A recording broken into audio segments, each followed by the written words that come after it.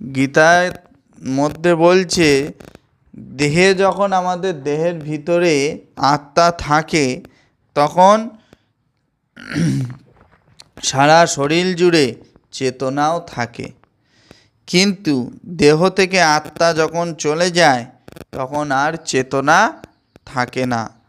কিন্তু দেহ থেকে যে কোনো বুদ্ধিমান মানুষ এটি সহজেই হৃদয়ঙ্গম করতে পারেন।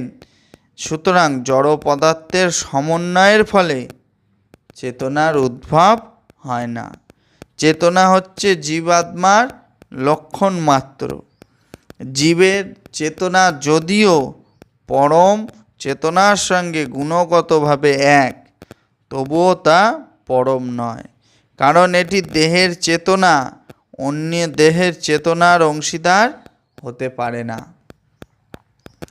কিন্তু জীবের বন্ধুরূপে যে পরমাত্মা প্রতিটি জীবের দেহে বিরাজমান করছেন, কিন্তু সমস্ত শরীর সম্বন্ধে সচেতন, সেটি হচ্ছে বিভু চৈতন্য ও অনু চৈতন্যের মধ্যে পার্থক্য।